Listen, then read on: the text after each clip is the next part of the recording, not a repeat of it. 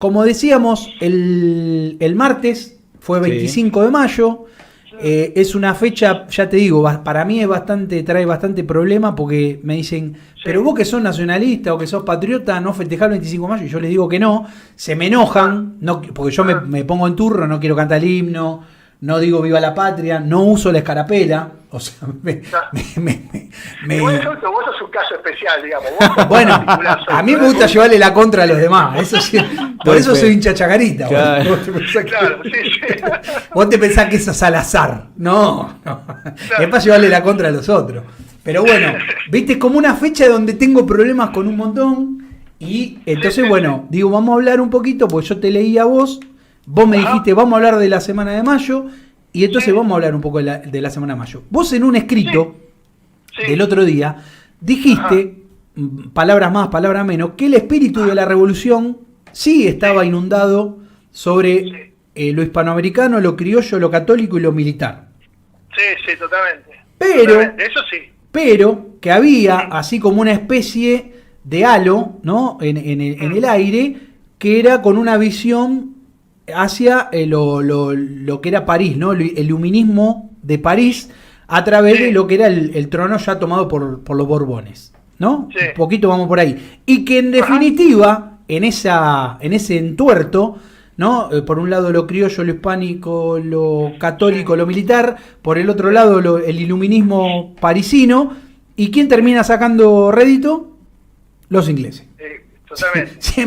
Siempre están metidos los ingleses. Bueno, ¿por qué no nos traes un poco, a ver, de qué va la cosa? ¿Qué fue la Revolución de Mayo? Bueno, a ver, yo no te puedo decir que no he compartido el mismo sentimiento tuyo de decir, che, el 25 no lo celebro. Bueno, a ver, convengamos en lo siguiente, ¿no? Hay confusión, Sí. hay confusión. No solamente de la gente, gente que le gusta la historia, gente que lee historia, sino de estudiantes, cursantes avanzados, mismo docentes, ¿viste? Que te genera la confusión de decir que es el 25 de mayo. Claro. ¿En qué sentido te digo? Y mirá, yo qué sé, tenés un primer gobierno patrio. Ahora, vos me decís a mí, ponete la escarapela en la primaria. Tenemos el primer gobierno patrio, somos un pueblo libre, rompimos las cadenas con España. Y después te preguntas, ¿y entonces el 9 de julio qué es? Digamos, convengamos, ¿no? Que nuestro pasado y nuestra realidad es compleja. Yo no sé si hay, quizás alguno de tus oyentes nos puede ilustrar, no sé si existen otros países en el mundo que celebren, ¿no? Dos fechas con una connotación similar, ¿no? Digamos, Claro. porque, insisto con esto, la revolución no deja de ser el primer gobierno patrio. Y decir primer gobierno patrio quiere decir ser un poco libres, o ser libres de todo, ¿no? Ahora, el tema es que ocurre en 6 años después, ¿no? Claro. Entonces, digamos, convengamos de que partimos de una confusión gigantesca. Sí. Ahora, lo que vos me estás diciendo que escribí, que es así, digamos, sí, totalmente, ¿no? Hay tres componentes, digamos. Me parece que abordar desde un solo aspecto la Revolución de Mayo es un reduccionismo, ¿no? Es ver una parte del todo. Y vos nombraste a los Borbones, ¿no? Los Borbones, Versalles, ¿no? Francia, ¿no? Y a ver, podemos partir, si me permitís, ¿no? Para contextualizarlo, desde, ¿no? La muerte del último de los Austrias allá en 1700, ¿no? Carlos II muere sin descendencia, producto de X motivo, obviamente. Y bueno, inmediatamente después, ¿no? La guerra de sucesión del trono en España, ¿no? En todo el reino, ¿no? Claro. Los Austrias, ¿no? Las Austrias y los Borbones, ¿no? Que querían el trono, ¿no? El pueblo dividido. Y obviamente las distintas potencias, ¿no? Que veían en eso el motivo para poder comenzar con la desintegración de lo que prontamente sería la decadencia española, ¿no? Claro. Entonces tenés ahí en 1703 un tratado que firma el Tratado de Maturin, ¿no? Donde ingleses, portugueses y el Sacro Imperio se juntan, ¿no? contra España, ¿no? Claro. Contra los Borbones, ¿no? Contra España. ¿Para qué? Bueno, para la guerra, para esta guerra de sucesión que va a terminar con la paz de Utrecht, ¿no? Con el Tratado de Utrecht en 1713, ¿no? Y España empezando a pagar con pedazos de tierra. Pensá que ahí ya empieza a desmembrarse, pierde los mares, deja Gibraltar ahí, ¿no? Claro. Tenían siempre los ingleses, ¿no? Con esa mirada Estratégica, buscando el punto con incidencia amplia que las grandes extensiones de tierra, ¿no? Con eso le sacaron el control de los mares a España, ¿no? Y a partir de ahí comienza una decadencia española, ¿verdad? Se profundiza esa decadencia española. También hay un documento interesante que en ese entonces andaba por el Foreign Office, ¿no? Es una propuesta para humillar a España, ¿no? Claro. Eso lo trata muy bien don Julio González, Sí. donde ya en ese entonces, estamos hablando de 1711, bueno, los ingleses proyectaban en el corto tiempo, ¿no? balcanizar América, ¿no? Separar el virreinato del Perú, desmembrarlo todo, Claro. ¿no? Pero fíjense ya desde ese entonces, ¿no? La mirada, ¿no? de los ingleses está puesta en los territorios de ultramar de España, ¿no? En América, ¿no? En la América española. Claro. El siglo XVIII es un siglo, insisto, ¿no? Es un siglo que no le fue provechoso a España. ¿Por qué? Porque, bueno, se rompe con la mirada imperial o la mirada del reinado, ¿no? De los Austria. Una mirada que gobierna a través del respeto al hombre, ¿no? En la relación con la religión. ¿Heredado de quién? Bueno, de los reyes católicos, ¿no? De los reyes católicos. Claro. Con los Borbones, recordemos que el origen de los Borbones es protestante, ¿no? Enrique IV es protestante, la frase de París bien vale una misa. Los Borbones intentan, ¿no? Principalmente Carlos III, a través de sus reformas, revivir el imperio, pero no desde una mirada como la que tenían los grandes Austrias o los reyes católicos, sino desde la administración de un despotismo ilustrado. Claro. Uh-huh. Ahí tenés esa pincelada de ilustración, que está en decadencia, ¿no? Porque mientras eso ocurre como si fuese manotazo de ahogado, ¿viste? Las reformas borbónicas, la creación del virreinato de Río de la Plata, Sí. algunos errores en los que se incurren, ¿no? Digamos, la expulsión de los jesuitas. Ujú. Tenés la independencia de los Estados Unidos en el norte, ¿no? El 4 de julio de 1776. Y tenés a Inglaterra, con los hornos de fundición ya, ¿viste? Al mango, ¿no? En pleno proceso de revolución industrial. Claro. ¿No? Entonces digo, ahí ya arranca mal, ¿no? Ahí ya arranca mal la cosa.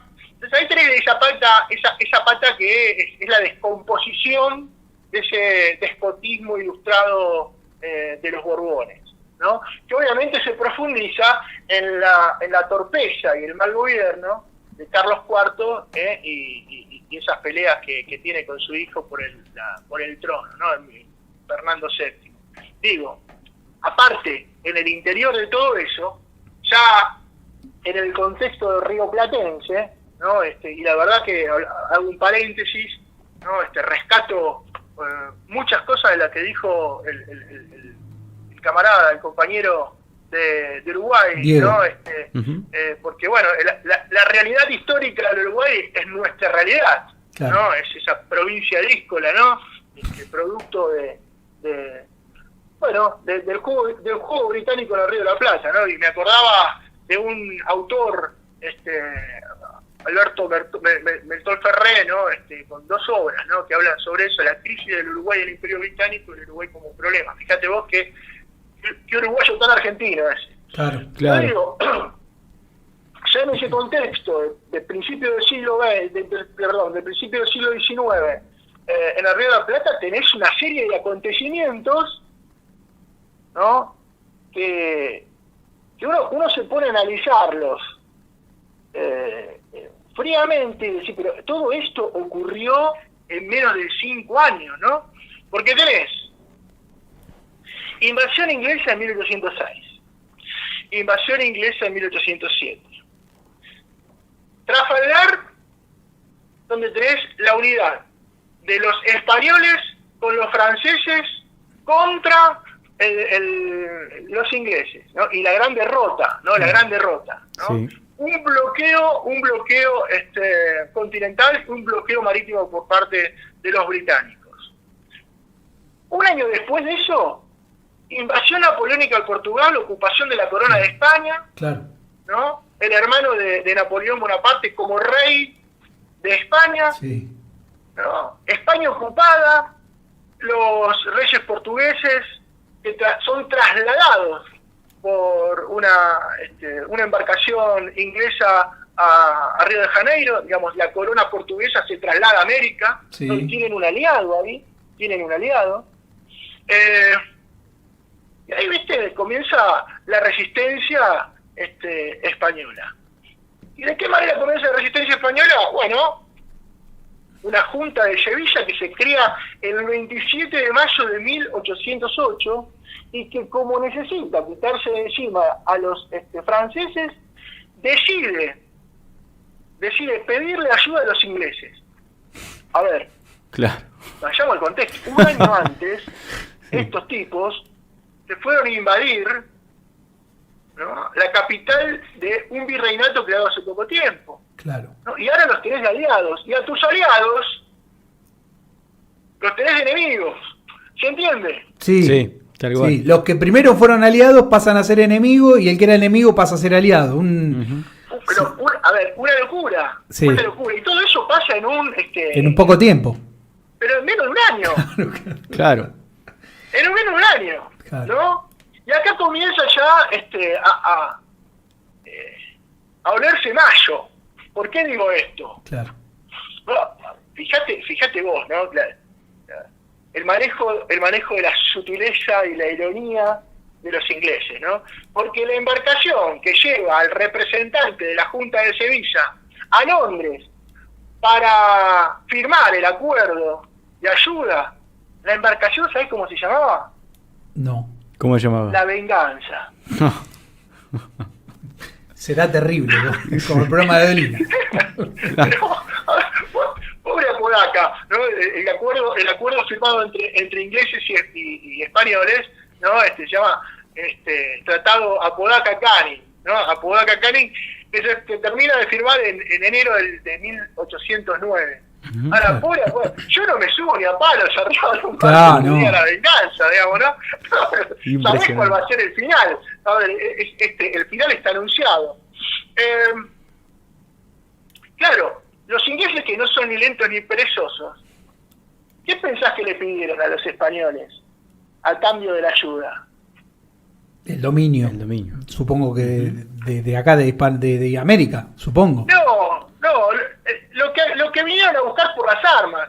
Recordemos, muchachos, que siempre que los ingleses vinieron con los fierros acá, se Perdieron. fueron mal. Sí, Siempre por eso se te fueron digo, mal. lo que le pidieron justamente es el dominio acá, de Acá esta región. habían intentado venir, ¿para qué? Para ubicar sus mercaderías, Claro. ¿no? Digamos, por una cuestión comercial. El libre ¿Qué le comercio. piden? Libre Que comercio. pide mi ley. Libre comercio, tal cual, Claro. tal cual. Hay un mirexito por ahí dando, Claro. ¿no? Libre comercio. Y los tipos tienen que aceptar, ¿viste? Claro. Los tipos tienen que aceptar. Pero fíjate cómo le entregan en bandeja, el destino de toda América. Exactamente. Sí, porque ¿Entiendes? no fueron a cualquier lado. Aparte, contaron con la complicidad de los porteños, ¿no? Los hacendados porteños, que les encantaba el tema del libre comercio, porque lo único que les importaba era la plata, ¿no? Sí, Lo sí, que sí, pasaba en las claro. provincias para adentro, poco les importaba a ellos, ¿no? No, No, lo que pues, sucedía. a ver, la puerta de entrada a América era el puerto de Buenos Aires. Era acá, claro. Claro. ¿Entendés? Entonces, en el Tratado Podata-Canning, que se firma, dijimos, en enero del 9, ¿no? Claro, está el libre comercio. En ese entonces, en el Río de la Plata, lo teníamos como virrey, ¿no? A Liniers, don Santiago de Liniers, el héroe de las invasiones inglesas, el héroe de la resistencia y la reconquista, ¿no? Sí, señor.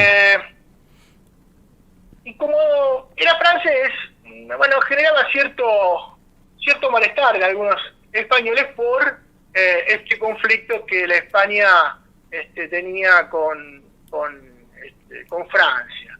Ujú. En su lugar, es designado por la Junta de Sevilla Cisneros. Cisneros que hay un dato interesante de Cisneros. Él había sido capitán de fragata en Trafalgar y había quedado detenido, estuvo preso 4 años en Inglaterra, ¿no? Lo sueltan y lo traen como virrey acá. Liniers se va para Córdoba, donde tiempo después Lo fusilan. encontrará su final. Y obviamente, cuando llega Cisneros acá, ¿qué tiene que llevar adelante? Se encuentra con 250.000 embarcaciones británicas esperando de que liberen el comercio para poder ubicar mercaderías, Claro. comprar manufacturas y llevar mercaderías, ¿no? Traer mercaderías para acá. Es así que en noviembre de 1809, ¿no? El 9 de noviembre de 1809, Cisneros firma un edicto de libre comercio con una duración de 6 meses, ¿no? Comenzaba el 9 de noviembre y finalizaba el 18 de mayo de 1810. Claro. En ese entonces, Inglaterra iba a poder comercializar libremente con todas las colonias españolas. Claro. Se oponen ahí los cónsules, ¿no? del comercio del virreinato. Eran dos personajes importantes, ¿no? El cónsul Yáñez y Agüero, que firman obviamente el pedido de Cisneros, pero que le avisan, ¿no? Le dice, mire, lo que vale 10 y vamos a pagar 6 en valor británico, dentro de poco no lo vamos a pagar porque no vamos a tener ni un solo peso para comprar, Claro. ¿no? Porque esto va a destruir todo nuestro comercio. Claro. Y no se equivocaron los muchachos. No se equivocaron. Porque el 18 de mayo de 1810, 10. día en que se inicia la semana de mayo, aparecen 3 embarcaciones británicas que tenían, entre muchas comillas, tenían como objetivo trasladar a todos los comisionistas británicos que estaban en el puerto. Pero no vinieron a eso, se quedaron Claro. a custodiar de qué pasaba y a quedarse. Esas embarcaciones fueron la Mitlock, la Mutin y la Pitt, que fueron esas mismas embarcaciones que saludan con fuego de salva el 25 de mayo al primer gobierno patrio. Claro, yo lo leí Por en eso tu escrito, vos ponés eso, ahí Sí. que lo compartimos, y me llamó la atención porque yo desconocía. O sea que fíjate cómo celebraron los ingleses el primer gobierno patrio argentino, no sé qué. Claro. Por eso es raro, porque te dicen, ahí nace la patria. ¿Qué patria si no teníamos? Ahí no éramos nada todavía, ¿me entendés? Seguíamos siendo, diríamos, el puerto o la capital. Exacto. De lo que eran las Provincias Unidas del Sur o del Río de la Plata, ¿no? Entonces digo, fíjate cómo han inventado una historia que es muy confusa.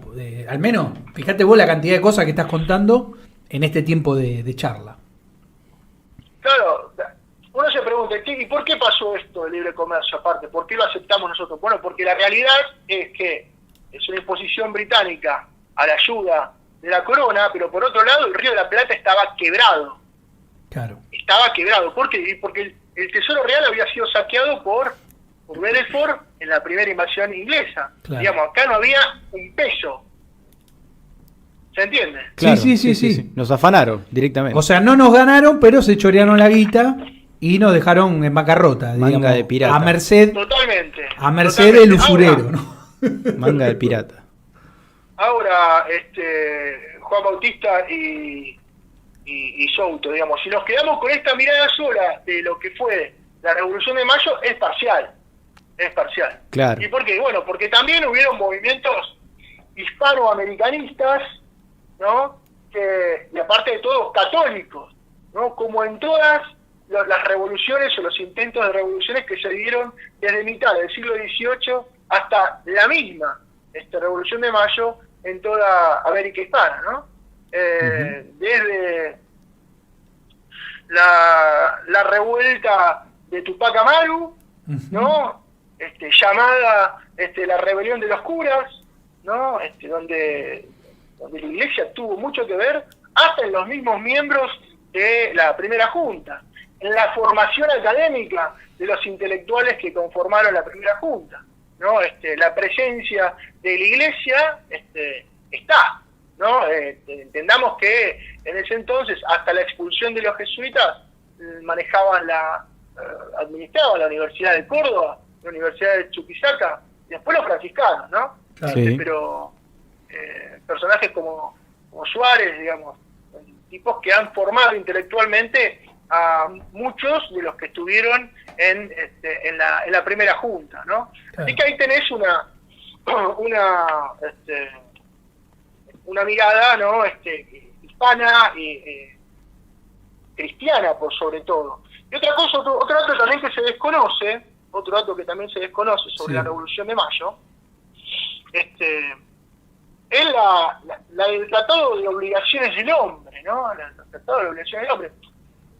Nosotros en la escuela cuando hablamos de Mariano Moreno, ¿no? Decimos, bueno, es el tipo que lo tradujo al contrato social de Rousseau, ¿no? Y que, bueno, a la hora de hacer las críticas a la Iglesia, eso lo omite, ¿no? Lo omite. Pero inmediatamente después de los hechos de mayo, la primera junta escribe un tratado de obligaciones del hombre. Fíjense cómo se diferencia de los derechos del hombre y del ciudadano de la Revolución Francesa. Claro. Fíjense que la Revolución Francesa emite los derechos del hombre y del ciudadano, una concepción netamente burguesa, ¿no? De una revolución que fue burguesa, ¿no? Acá no hay derechos, acá hay obligaciones y después hay derechos. Excelente. ¿No? Y fíjate vos... O sea que no tiene nada que ver con aquellos que comparan la Revolución Francesa con lo que pasó acá, nada que ver. Pero no, a ver, ¿influencias hubieron? Y sí, por supuesto que hubieron influencias, digamos, por supuesto que sí. Ahora, decir que la Revolución de Mayo es producto de la Revolución Francesa es un error. Es un error, Claro. Ahí está. ¿Qué es lo que en el colegio ¿Hubieron métodos jacobinos? Y sí, claro. Mirá, fíjate Castelli, ¿no? Fíjate Moreno. Digamos, por esos métodos jacobinos perdimos el Paraguay y perdimos el Alto Perú. Claro. ¿No? Por supuesto, ¿no? Y a ver, casi se lleva al fracaso rotundo la revolución con el fusilamiento de Liniers. ¿No? Digamos, Un error garrafal. un delirio total. Claro. Un delirio total, ¿no? Pero sí, por supuesto que ahora decir que fue producto de la Revolución Francesa es un error. Pero fíjate vos, aparte de todo, digamos, la Revolución Francesa ha combatido por sobre todas las cosas, no la realeza, sino la Iglesia, sino la religión. Sino la religión católica. Sí. ¿No? Sino la religión católica. Y acá, en la Revolución de Mayo, la religión católica está presente. Claro. ¿No? Porque, bueno, en este tratado de obligaciones del hombre, las obligaciones se dividen en tres. ¿No? Dice, obligaciones con Dios, obligaciones con uno mismo y obligaciones con los demás. Esto estuvo así y se enseñaba en las escuelas desde 1810 hasta 1884, que fue el año en que se hace la ley 1420, ¿no? Claro, de educación primaria. Entonces se quita y se suplanta en la currícula escolar este tratado de obligaciones del hombre por bueno, los tratados de los derechos del hombre y del ciudadano, que es, insisto, netamente de una concepción burguesa, ¿no? Donde no hay obligaciones y solo hay derechos. O sea, con la ley 1420, en ese aspecto, importamos la Declaración de los Derechos del Hombre de la Revolución Francesa, ¿no? En nuestra educación. Sí. A ver, comienza a instalarse eso, ¿no? Digamos, claro. A ver, uno. Yo en particular, con respecto a esa ley, soy bastante crítico. Yo creo que parte de la decadencia de la educación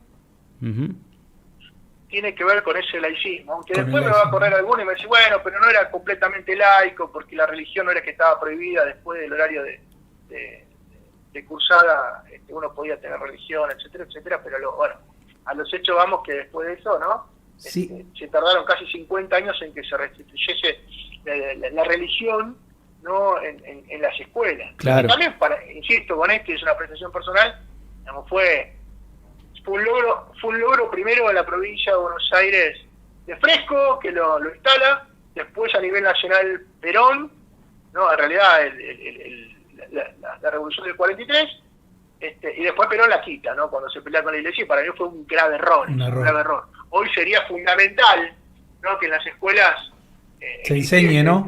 Religión. Pero y más con la decadencia del alma que hay, moral, ¿no? El gran problema de Argentina actual es espiritual. Exacto, sí, señor. Es espiritual. Bueno, pero ahí fíjate vos que lo que estás diciendo es importantísimo, ¿no? Porque justamente se separa, si bien antes la obligación era primero con Dios, después con uno mismo y después con los demás, ahí cambia y a Dios se lo saca directamente y se pone no obligación sobre uno, sino que uno tenía derecho a todo, porque es bien del digamos, del sistema liberal, ¿no? El poner al hombre por delante de la manera materialista, ¿no? El hombre por delante sobre los sistemas, ¿no? Al contrario. Totalmente, Souto. Mirá, voy a hacer aparte de todo, porque es mi amigo, mi maestro, pero vos dentro de poco vas a tener a un hermano mío que es Arix, hablando sobre la constitución del 49, ¿no? Y ahí está el espíritu de este tratado de obligaciones del hombre también, ¿no? Claro. Lo retoma eso, ¿no? Está presente ahí. Sí, y después, viste, en la Constitución del 49, y después, claro, eso queda en el olvido, ¿no? Y nos suplantamos con políticas de derechos humanos impuestas desde los países imperialistas, ¿no? Ahí está. Franceses en todo caso, o la doctrina Carter a finales de los 70, claro, donde únicamente tenés derechos y no hay obligación alguna. Tal cual. ¿Se entiende? Sí, ¿no? sí. Eso es una concepción burguesa, ¿no? de la vida, ¿no? Donde, a ver, ¿cuáles son las obligaciones?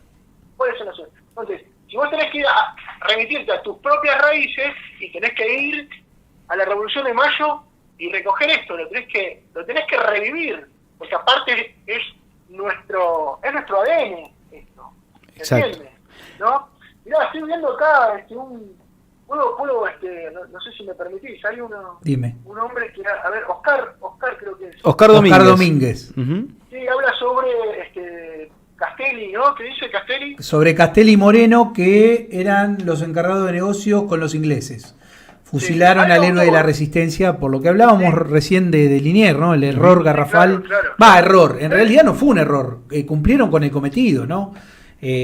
A ver, vamos ahí viniendo un poco más para acá. ¿Por qué vos crees que Felipe Piña, ¿no? Este pseudo historiador enaltecido por la progresía y por el kirchnerismo, lo pone a Moreno, incluso la jefa, ¿no? La jefa, claro, de los kirchneristas, ¿no? Habla de Moreno siempre loas, cuando Moreno es el traidor más grande que tuvo justamente la revolución, ¿no? Porque fue el que le abrió la puertita a los ingleses. Está buena la pregunta que decís, para venir un poquito para acá. Ahí tenés una construcción de la historia mitrista. La izquierda se nutre del mitrismo para hacer historia argentina. Porque viste que lo decíamos en la otra, ¿no? Tenés la historia oficial y después tenés la reescrita. Y este hijo de puta de Piña es uno de los que viene con el reescribir la historia. Sí, yo a ver, mirá, yo a Piña No, la verdad que no sé, no soy de leerlo, no lo leo, pero le puedo reconocer que es un gran divulgador, ¿no? Es un gran divulgador porque, a ver, hace historia para el verdulero, para el almacenero, para el ama de casa. Está bueno eso está bueno, como gran divulgador, ¿no? Quizás eso lo haya heredado de su maestro, Félix Luna, pero a ver, ¿por qué lo de Moreno? Bueno, hay mucha gente, digamos. Norberto Galazo lo tiene a Moreno también como el gran hombre de la Revolución de Mayo, ¿no? Y Galazo es de izquierda, ¿no? No, Galazo es un hombre maestro, ¿no? Es un maestro de historia, un tipo que... Pero es un tipo más cercano a la izquierda, ¿o Sí, me equivoco? de la izquierda nacional, sí, claro. Bueno, y después Pero tenés bueno, a Moraz, al liberal, Sí. que es también fanático de Mariano Moreno. Mirá, Sí, ahí no, te das eso- cuenta cómo eso la izquierda y la porque- derecha son lo mismo, ¿no? La misma concepción. Yo invito a que, a ver, el que mejor escribió los hechos de Mayo, ¿no? Que ni siquiera le dan la categoría de espía, de patria, eso es Martínez Zubiría, ¿no? Año 10, Sí. ¿no? Año 10. En año 10 directamente dice, mirá, Moreno se sacó en una rifa el cargo de secretario, ni estaba enterado de eso, un hombre que mientras se estaban produciendo las invasiones inglesas, el tipo estaba Escondido, ¿no? escondido, y aparte de todo, cuidando sus negocios con los hacendados británicos. Ajá. Digo, Ahí te a das ver, cuenta. le baja el precio categóricamente, y me parece que sí. A ver, la biografía que nosotros, o la vida que nosotros conocemos de Moreno, es una obra de su hermano Manuel Moreno, Vida y Memoria del doctor Manuel Moreno, donde, viste, es una especie, viste, de tipo que lo va creando él, ¿no? Él lo va creando, lo va haciendo, pero digamos, una intriga, ¿no? Del tipo, un ignoto, a ver, un ignoto en ese sentido, ¿no? Pero que es un héroe entre comillas, que necesita el mitrismo para poder hacer la línea Mayo Caseros, ¿no? Porque vamos a tener a Moreno con el libre comercio, Rivadavia, ¿no? Y después Caseros. Claro. ¿No? Y eso es lo que valora, ¿no? Pero es una construcción. Yo voy por ese lado también, ¿no? Yo creo que Moreno es una gran construcción. Yo no le doy la categoría de vender patria, nada de eso. Ahora después, si me permitís leer una cosa, creo que el gran hombre, ¿no? Y el que sintetiza la democracia de la primera junta, Sí. Es Cornelio Saavedra, ¿no? Claro. Cornelio Saavedra, que es un militar elegido por sus pares, ¿no? Así que me parece que el gran hombre de la aparte de todo, que representa el interior profundo del virreinato. Claro.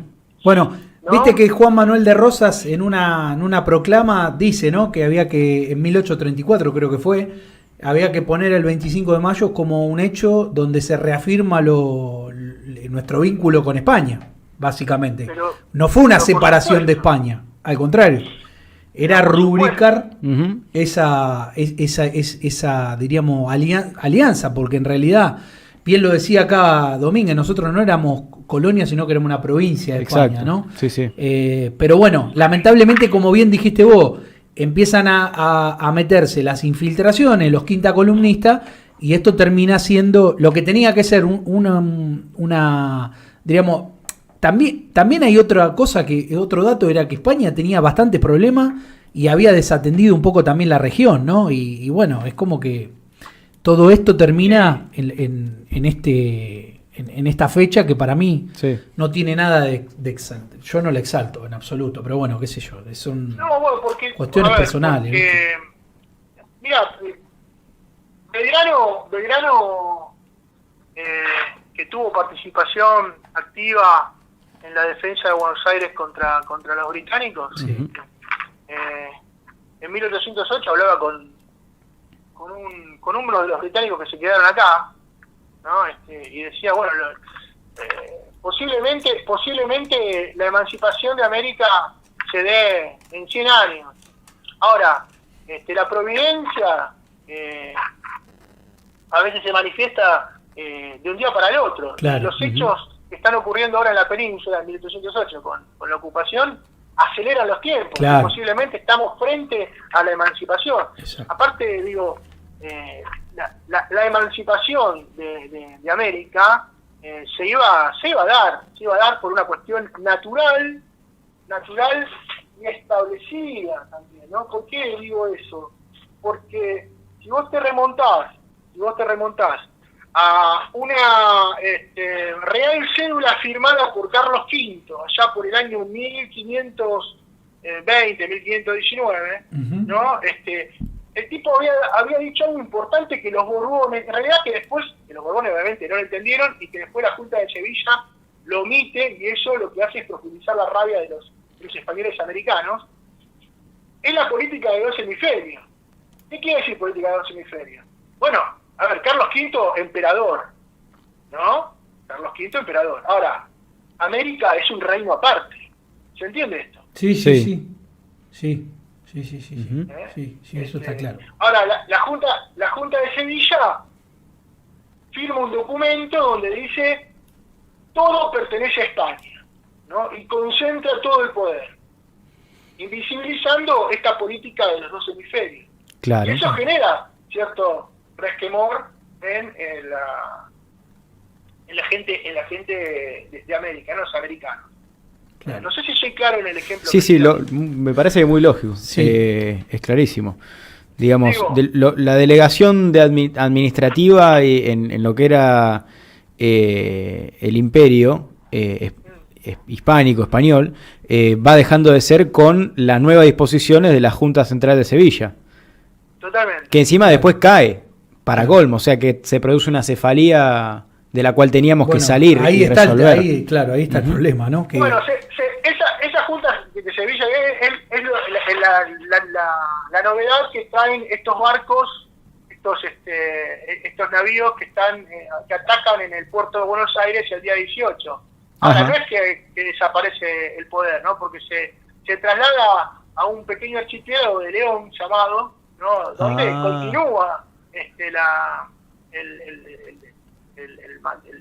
el poder, claro, ¿no? de la resistencia y la relación con el resto de los territorios españoles, ¿no? Hasta ese momento. Sí. Un dato que es importante, que también es importante, que también es para sumarle a la cuestión británica, sí, ¿no? Es que por eso relaciono tanto las invasiones inglesas con los hechos de mayo, primero porque las fuerzas que llevan adelante los acontecimientos del 25 de mayo son fuerzas creadas por Liniers, ¿no? Digamos. Claro. Los patricios, por ejemplo, sí, ¿no? Claro. Patricios, los pardos, digamos, los catalanes, digamos, son todos, principalmente los patricios son fuerzas creadas por Santiago de Liniers, ¿no? Liniers. Entonces, son los que realmente después son los custodios, ¿no? Los custodios de la revolución.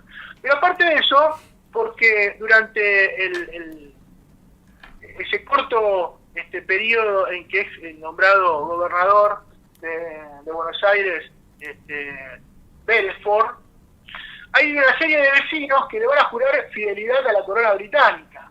¿Entendés? Hay un autor que se llama Alexander Gillespie, ¿no? Que lo toma un autor nuestro olvidado en el libro Proceso al Liberalismo Argentino de Atilio García Mellil, ¿no? Que dice lo siguiente. Dice, el capitán Gillespie caló bien en la psicología de semejante sujeto y sus definiciones son inobjetables. Dice, habiendo recibido la firma de 58 habitantes de Buenos Aires, ¿no? Expresivas de su lealtad y adhesión al gobierno británico. 58 vecinos de la ciudad de Buenos Aires, en ese 1806, durante el breve mandato de Sir William Beresford, que hasta ese entonces no era Sir, juraron fidelidad ad eternum a la corona británica. Ahí estaban los Larreta, ¿no?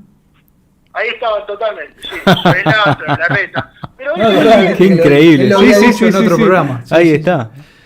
Cuando Gillespie, ¿viste? Se queda acá porque él queda como prisionero, y ve los acontecimientos de mayo, dice, ve con buenos ojos el nombre de 3 integrantes de la Junta que figuran en esa lista de 58. Claro. De los 3 integrantes de la lista, ¿no? de los miembros de la Junta, ¿no? Recordemos, está Saavedra, Castelli, Belgrano, Juena, Alberti, Mateu, Larrea, Paso y Moreno. Todas las calles del 11 estás nombrando. Claro. Totalmente. Dice, al único que nombra de los 3 que están ahí, que figuran en esa lista del 58, es a Castelli. Uh-huh. Y dice, tan solo el nombre de Castelli fue mencionado por Gillespie. Claro. En nota al marqués de Wesley. Dice, ministro de Relaciones Exteriores de Gran Bretaña. Con referencia a estos nombres, dice Gillespie, observo en comparación con la lista que componen al actual gobierno de la ciudad, un caballero, don Francisco José Castelli, que sigue en el orden a Saavedra, el jefe. Mis anotaciones agregadas a su firma son las siguientes.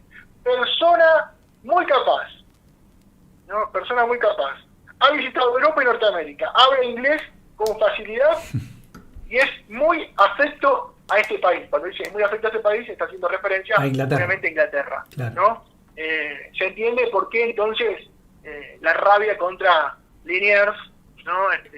Que es Castelli, ¿no? Quien Castelli era el suplantar Ocampo para fusilarlo. El cipayo nativo era ahí, era por ahí la cosa, ¿no? Por Castelli. Sí, claro. Uh-huh. Sí, claro.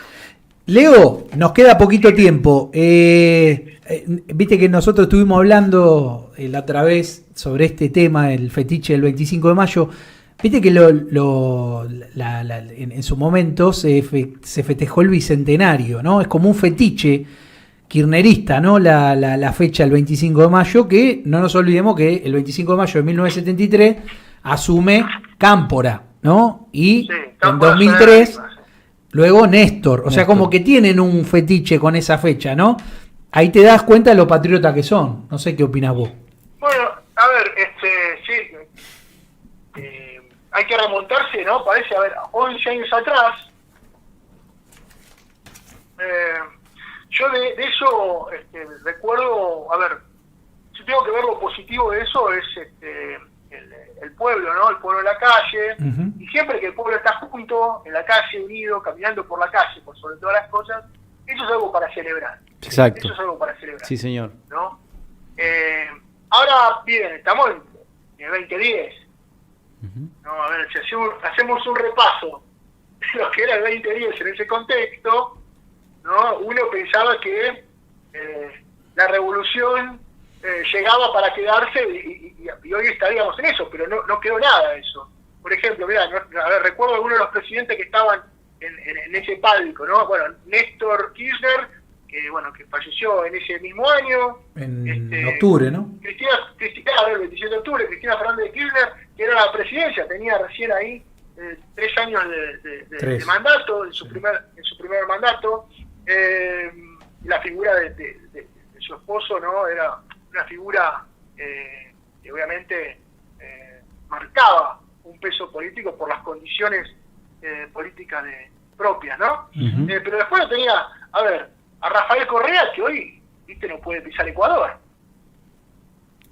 Uh-huh. Hugo Chávez, con la revolución bolivariana en su plenitud, y hoy tenés una Venezuela prendida a fuego. Sí. Claro. ¿No? Un Lula da Silva, ¿no? Que se hablaba del eje, se hablaba del eje Caracas, Brasilia, Buenos Aires, ¿no? Uh-huh.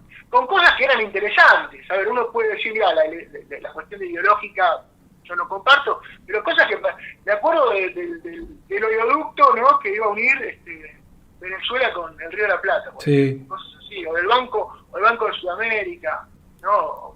Cosas, y hoy, 10 años después, ¿no?